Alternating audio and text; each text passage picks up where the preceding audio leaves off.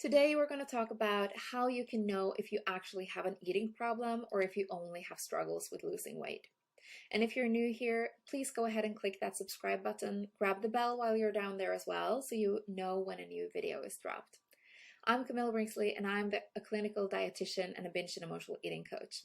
And I'm also the founder of Wholehearted Transformation, the program for releasing emotional eating and weight loss struggle, because you deserve to feel your best and getting the results you dream of and the quality of life that you love.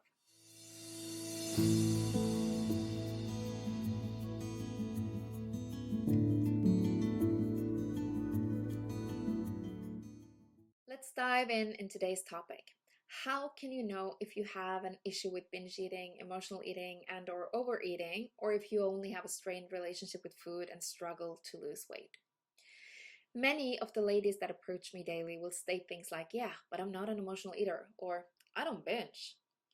And many of them also have a history of weight loss struggle, endless rounds of diets to try to lose weight, and they feel stuck, and they also often feel that the whole weight thing is hopeless.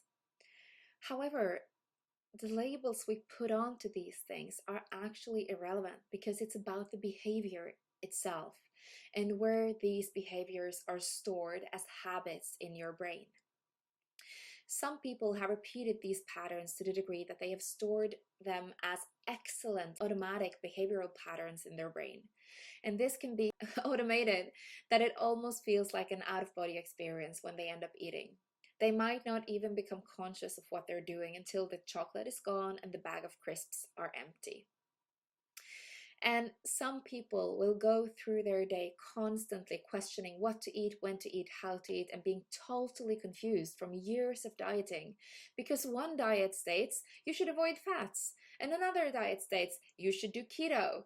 And a third one promises that intermittent fasting is the thing. That's the whole solution to all your weight loss struggles, and so on. And in the same time, they will basically try to keep their food intake very low to have a big enough calorie deficit to be able to lose weight. This, however, makes them go through their day suffering from a place of low energy, hunger, and cravings. And at some point, they will reach threshold of their suffering where they end up saying, fuck it, I'm gonna start again tomorrow. This is just a bad day. I can start again later.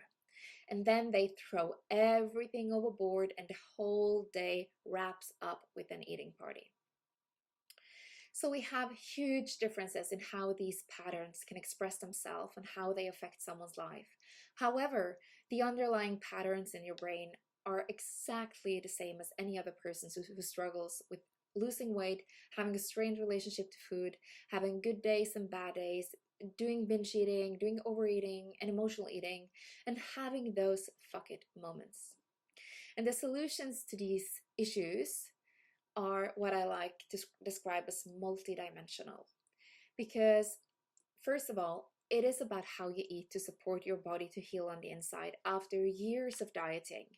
So you need to repair your metabolism so it will start functioning again as it's meant to do, and letting you become able to lose weight.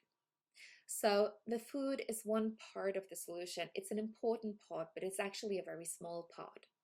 Then we have the trigger situations. And that's where you end up turning to food to cope, to increase your energy, to deal with stress and exhaustion, to find calmness or comfort after an exhausting day, or having those fuck it moments because you really just crave these things and you need to eat them.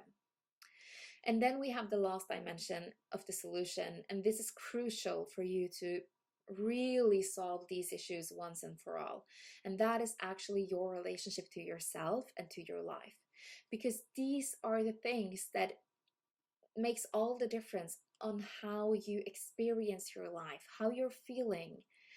And this therefore affects the choices you make for yourself, how you show up in the progress, and this will also give you other tools than food to deal with these issues like the stress, the exhaustion, the low energy, and the total load, which until this point have led you to have those fuck it moments, telling yourself it's just a bad day, I'll start again tomorrow.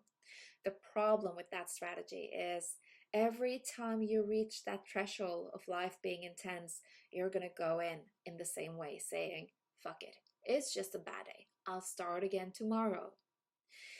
So, as you understand, the labels we use are irrelevant.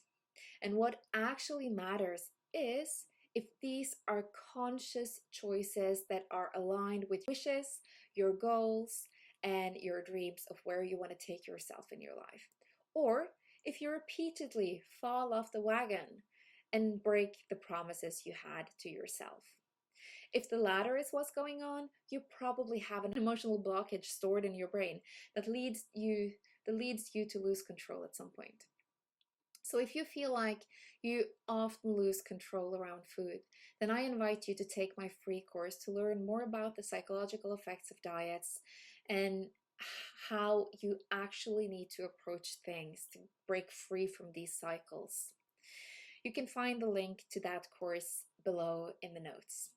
I really look forward to see you next time, and if there's anything you want me to make a video about, then please drop it in the comments. And I'm always working on new content, and I look forward to see you next time.